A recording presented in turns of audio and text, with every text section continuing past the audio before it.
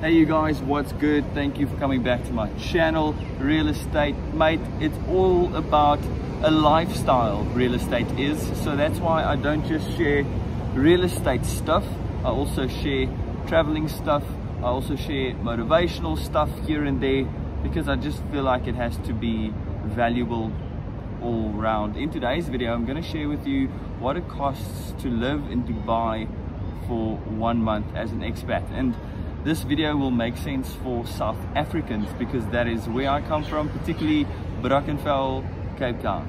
Really proud to be there. Today I'm in the city. I'm going to show you a walkabout for just a few meters to show you what the buildings look like in Dubai. And this is probably not the place that you would spend your time when you come to Dubai, because it is a massive tourist attraction and it's very, very expensive. When you go further from the city into more local areas, Deira, Al Satwa, Jumeirah is on the border, then you find more affordable food, more affordable shopping centers, and clothing also gets more affordable. I'm going to start with an interesting one. I paid 3,800 Rand for 2 tailored 3-piece suits for work, to give you a sense. I think that is, for the quality, a much cheaper option than you'd get in South Africa at all. So that's what this video is going to consist of. I tried making plans to live on a tight budget when it comes to food, because the other costs is what it is in terms of rent, in terms of car, in terms of fuel. You can't change that, but you have control over what you spend. I made a few mistakes because I was caught up in the moment. I said to everybody, I'm like a moth drawn to a flame. These beautiful lights in the city is extremely beautiful and it draws you in and you just want to spend time amongst it, but that costs money, right? So let's get into it. When you arrive in Dubai, you obviously pre-booked your hotel. I thought that would be the only option that I would be comfortable with when I arrive to Dubai. And learning 2 weeks later that the other options that I'm going to mention to you isn't quite bad. The other options, and many people do who come here for the first time to make a life for themselves, is they rent a room. Sounds weird for us as South Africans. Why are there flies? It is weird for us as South Africans to rent a room in a 3-bedroom apartment, isn't it? So that was a weird concept. But when I arrived at my hotel, I realized I'm gonna have to get takeout every single day because I don't have a kitchenette. So I didn't have a kitchenette. I've got the smallest fridge in the entire world, so I can't really keep food or masses of different types of food to make something every single day. I guess you can, but my wife looks after me. I don't really look after myself that well, so I don't have that intuition she has. So bless her, and I miss her, and I can't wait for her to be here. Anyway, so I realized I have to get takeaway every single day. So I tried a couple of local places and I realized that just eating food like carbs does not fuel your body. I went to Spinneys. Spinneys is like the Woolies in South Africa, and I worked out what protein and what vegetables I can get every day to have 2 meals that fill me up every single day for around 30 to 40 dirhams. So that's times 4. So it's 160 Rand a day times 30 days of the month. So you can do your own calculation on that. So that is what food costs for 1 month for one person. Then the coffee, go out, buy a coffee, go back culture is very expensive. So that's something that I'm used to. I used to do it back in Cape Town because coffee isn't that expensive. But 1 coffee here is 20 dirhams minimum, right? So I'm sure you'll find places where it's cheaper, but I've only paid a minimum of 20 dirhams So that is 80 Rand for medium coffee. 80 Rand. So you can definitely not spend that money on, or spend that portion of your budget just on coffee. I'm sure that you can buy Jacobs, you can buy Nescafe or whatever, and make that at your hotel. So have coffee there. So that's rent, that's food, that's coffee. What else is there? Car. I am now renting a Chevy Spark 1.2 liter, so it's very economical. It costs around 280 Rand to fill up the tank.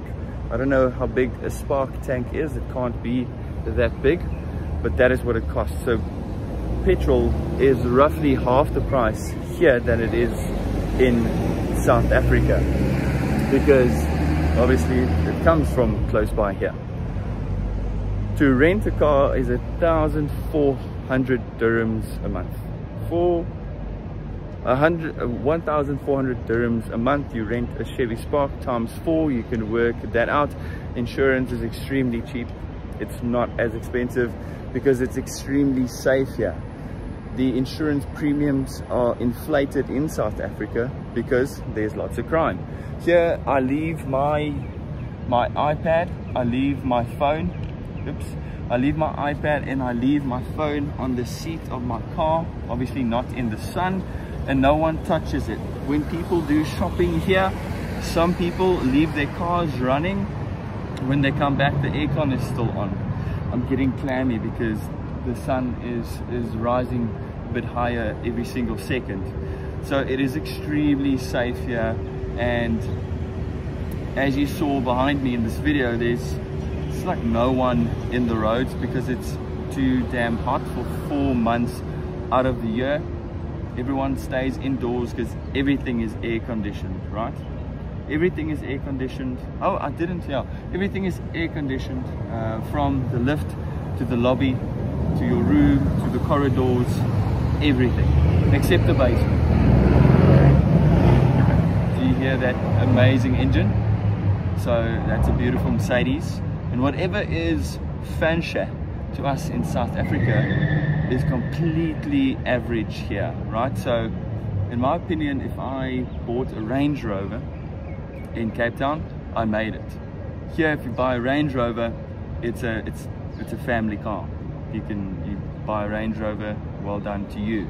To me, it'll still be a massive accomplishment, but that's kind of the normal thing in Dubai. Anyway, just to get back to what the hotel costs for a month. So I got a deal because it's in the summer months, and if you travel to Dubai in the summer months, the hotel fees are significantly reduced. So I paid for a hotel room that is really nice. It is a really nice hotel room. The hotel also has facilities, but I don't use it except for the gym that I use because that's for free.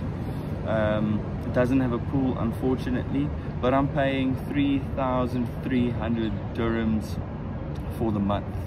So you can times that by 4. Then I paid a 500 dirham deposit, breakage deposit, which obviously I'll get back because I haven't broken anything in this month. Just to get back to the car rental. The car rental is 1,400 for the month, and then I don't know why I made this miscalculation, but I never thought that a deposit for a vehicle will be of an equal amount to the monthly rent. So I had to pay 2 months in advance basically. I'll get that money back, and I found an option where you can rent a similar car and not pay any deposit, and you can take it on a 6-month or 12-month lease, and then it kind of just gets cheaper, obviously because you have it for longer, and then insurance is included, so I don't have to pay extra for insurance. Guys, if there's anything else that I obviously missed, because it's an impromptu video, I just thought I'm going to share with you, and if there's anything that you would like to know, I don't know anything about school fees or whatever, but if there's anything that you would like to know about the workforce, if there's anything that you would like to know about specific things that you've heard about Dubai, like how women should dress. That's not real. I'm sitting here without my mask, but you have to wear a mask all the time. But I'm not surrounding myself with anyone, so I guess that's fine. Yeah, anything visa where you shouldn't get your visa, because I was taken for a poop when I applied for my visa with, yeah, anyway, I'll DM you if you want information about getting a visitor's visa, what you should pay, what you should not pay. And that's it. Thank you so much for watching. I'm going to share a bit of the city with you. I'm going to show you what it looks like right now in the few hundred meters that I walked in the heat. Keep safe, everybody. Chat to you soon.